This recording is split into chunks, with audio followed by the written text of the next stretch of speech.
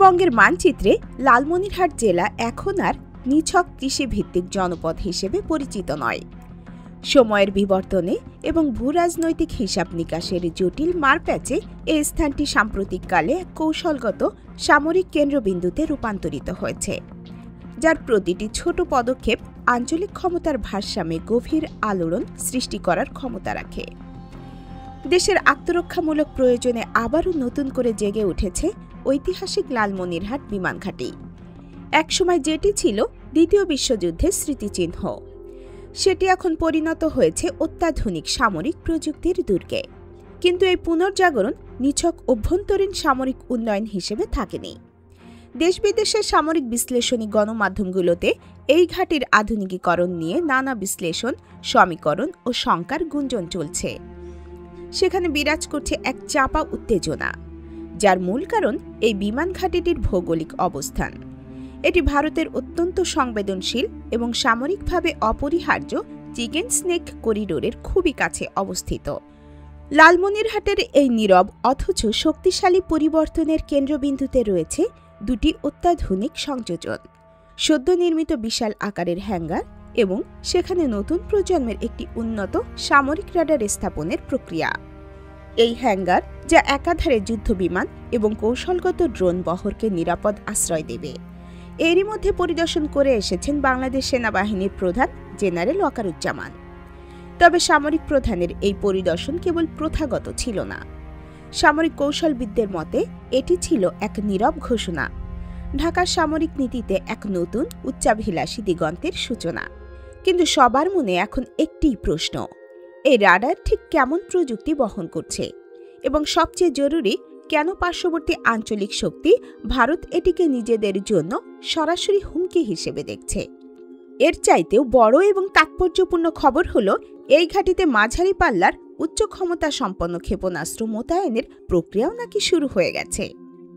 এই সকল সামরিক তৎপরতা ঘিরে লালমনিরহাট এখন দক্ষিণ এশিয়ার স্নায়ুযুদ্ধের এক নতুন এপিসেন্টার। লালমনিরহাটের এই কৌশলগত উত্থানকে গভীরভাবে অনুধাবন করতে হলে প্রথমে ভূরাজনৈতিক পটভূমিটি বিশ্লেষণ করা আবশ্যক। ভারতের উত্তর পূর্বাঞ্চলকে মূল ভূখণ্ডের সঙ্গে সংযুক্ত রাখার একমাত্র সরু পথ হল সেই চিকেন স্নেক বা শিলিগুড়ি করিডোর, যা এই বিমান ঘাঁটি থেকে মাত্র ১৩৫ থেকে ১৬০ কিলোমিটার দূরত্বে অবস্থিত। সাম্প্রতিক বছরগুলোতে, বিশেষ করে বাংলাদেশের অভ্যন্তরীণ রাজনৈতিক পট পরিবর্তনের পর, ভারতের সঙ্গে সম্পর্কের উষ্ণতা কিছুটা কমেছে বলে মনে করছেন আন্তর্জাতিক সম্পর্ক বিশ্লেষকরা। এই সুযোগে ভূরাজনীতিতে বাংলাদেশ নতুন করে নিজেদের অবস্থান নির্ধারণ করছে, যেখানে চীনের প্রভাব ক্রমান্বয়ে বৃদ্ধি পাচ্ছে।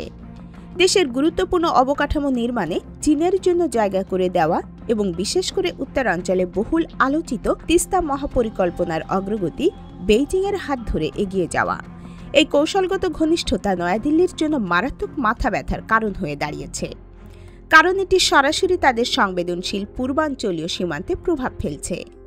ভারতীয় প্রতিরক্ষা দপ্তরের পক্ষ থেকে একাধিকবার জোরালো উদ্বেগ আর আপত্তি উত্থাপন সত্ত্বেও বাংলাদেশ বিমান বাহিনী লালমনিরহাটে নতুন এক আধুনিক রাডার স্থাপনের কাজ শুরু করেছে। আন্তর্জাতিক সামরিক গণমাধ্যমে এখন এই খবরটি ঘুরপাক খাচ্ছে। একই সাথে বিমান ঘাঁটির অবকাঠামো উন্নয়নের অংশ হিসেবে যুদ্ধ বিমান এবং ড্রোন বহর রাখার জন্য তৈরি করা হয়েছে এক বিশাল কংক্রিট হ্যাঙ্গার। সামরিক বিশ্লেষকরা দৃঢ়তার সঙ্গে বলছেন, এটি বাংলাদেশের আকাশ প্রতিরক্ষার কৌশলে এক নতুন এবং শক্তিশালী প্রতিরোধের অধ্যায় যুক্ত করবে। ভারতীয় গণমাধ্যম নর্থ ইস্ট নিউজের তথ্য অনুযায়ী, সামরিক লজিস্টিক ট্রাকে করে নতুন রাডার সিস্টেমের বিভিন্ন অংশ লালমনিরহাট বিমান ঘাঁটিতে পৌঁছানো শুরু হয়েছে প্রায় ২ সপ্তাহ আগে। দ্রুতগতিতে রাডার বসানোর জন্য একটি বিশেষ কংক্রিট প্ল্যাটফর্ম নির্মাণ এবং প্রয়োজনীয় সহায়ক ভবন তৈরির কাজও পুরোদমে শুরু হয়েছে। সামরিক সূত্রগুলোর ইঙ্গিত, এই নতুন সিস্টেমটি স্থাপন করা হচ্ছে বিদ্যমান পুরনো রাডার ব্যবস্থার ব্যাপক আধুনিকায়নের অংশ হিসেবে, যার লক্ষ্য উত্তর সীমান্তে আকাশ প্রতিরক্ষাকে অভেদ্য করে তোলা। এই খবর জানার পর থেকেই ভারতীয় সামরিক গোয়েন্দা সংস্থাগুলোর ভেতরে উদ্বেগ বহুগুণ বেড়ে গেছে, কারণ লালমনিরহাট ঘাঁটি ভারতের জন্য এমন একটি কৌশলগত সংবেদনশীল এলাকা, যা তাদের সবচেয়ে গুরুত্বপূর্ণ নিরাপত্তা করিডোর থেকে মাত্র কয়েক কিলোমিটার দূরত্বে অবস্থিত। তাদের আশঙ্কা, এই প্রযুক্তিগত সক্ষমতা আঞ্চলিক স্থিতিশীলতাকে ঝুঁকিতে ফেলতে পারে। চলতি বছরের 16 অক্টোবর বাংলাদেশ সেনাবাহিনীর প্রধান জেনারেল ওয়াকারুজ্জামান এই ঘাঁটির প্রস্তুতি পরিদর্শনে গিয়ে নবনির্মিত সেই বিশাল হ্যাঙ্গারটি ঘুরে দেখেন। তবে ভারতের সংবাদ মাধ্যমগুলো যে চাঞ্চল্যকর তথ্য প্রকাশ করেছে তা পরিস্থিতিকে আরও নাটকীয় করেছে। একই দিন ভারতের সামরিক গোয়েন্দা সংস্থার একজন মেজর জেনারেলের নেতৃত্বে 3 সদস্যের একটি দল লালমনিরহাট বিমান ঘাঁটি পরিদর্শনে গিয়েছিল। বিভিন্ন সূত্রে বলা হয়, ভারতীয় গোয়েন্দা সংস্থার প্রতিনিধিরা পরিদর্শনের পর রহস্যজনক কারণে হ্যাঙ্গারের কাজ কয়েকদিনের জন্য স্থগিত রাখা হয়েছিল। যদিও বর্তমানে কাজ আবারও পূর্ণোদ্যমে শুরু হয়েছে এবং ছাদ ও দেয়ালের কাজ প্রায় শেষের দিকে। এই বিশাল হ্যাঙ্গারে অন্তত 10 থেকে 12টি আধুনিক যুদ্ধ বিমান বা কৌশলগত ড্রোন বহর রাখা সম্ভব হবে। একবার এই অবকাঠামো প্রস্তুত হয়ে গেলে সেখানে স্থাপন করা হবে সেই নতুন অত্যাধুনিক রাডার সিস্টেম, যা বাংলাদেশের আকাশ নজরদারি নেটওয়ার্কের সঙ্গে সম্পূর্ণরূপে যুক্ত থাকবে এবং আঞ্চলিক তথ্য আদান প্রদানে অভাবনীয় সক্ষমতা অর্জন করবে। বাংলাদেশ সরকারের বহুল আলোচিত ফোর্সেস গোল 2030 কর্মসূচির অধীনে সামরিক বাহিনীকে আধুনিকীকরণের লক্ষ্যে গত কয়েক বছর ধরে বিভিন্ন দেশ থেকে উল্লেখযোগ্য পরিমাণ উচ্চ প্রযুক্তির অস্ত্রশস্ত্র আমদানি করা হচ্ছে।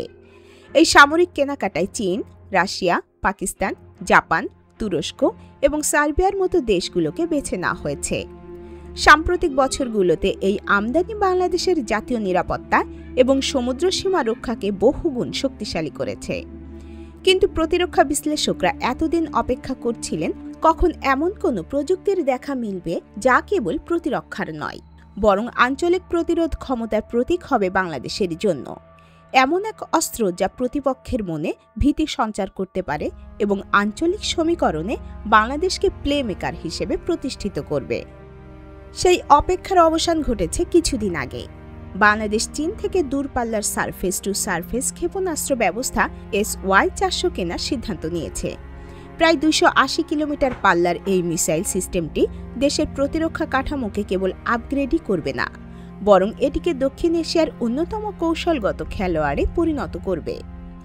এই পাল্লার অর্থ হল, লালমনিরহাট থেকে এই ক্ষেপণাস্ত্র ব্যবস্থা মোতায়েন হলে সেটি ভারতের চিকেন স্নেক করিডোরের গুরুত্বপূর্ণ অংশকে কৌশলগতভাবে কভার করতে পারবে। এই অস্ত্র মোতায়েন হলে আঞ্চলিক ক্ষমতার ভারসাম্য দ্রুত পরিবর্তিত হতে বাধ্য, যা দিল্লিকে নতুন করে সামরিক পরিকল্পনা সাজাতে বাধ্য করবে। চায়না ভ্যানগার্ড কোম্পানি লিমিটেডের উচ্চপদস্থ কর্মকর্তাদের সাথে চলতি বছরের মে মাসে বাংলাদেশ সেনাবাহিনীর 4 সদস্যের এক প্রতিনিধি দলের বৈঠক অনুষ্ঠিত হয়েছে। সেখানে সারফেস টু এয়ার মিসাইল, উন্নত সামরিক রাডার এবং মাঝারি পাল্লার ক্ষেপণাস্ত্র কেনার বিষয়ে বিস্তারিত আলোচনা হয়। সামরিক বিশেষজ্ঞরা বলছেন, বাংলাদেশ যে JSG-400 TDR রাডার নিয়ে আগ্রহী, সেটি চীনের অত্যাধুনিক HQ-9 ক্ষেপণাস্ত্র প্রতিরক্ষা ব্যবস্থার অংশ। এই রাডারটি শুধু নজরদারির জন্য নয়, বরং এটি ব্যালিস্টিক মিসাইল ইন্টারসেপ্টরগুলোকে নির্ভুলভাবে গাইড করতে ব্যবহৃত হয়। অর্থাৎ এটি একটি সাধারণ এয়ার ট্রাফিক কন্ট্রোল রাডার নয়, বরং এটি একটি উন্নত সামরিক গ্রেডের বিমান প্রতিরক্ষা নেটওয়ার্কের মস্তিষ্ক স্বরূপ।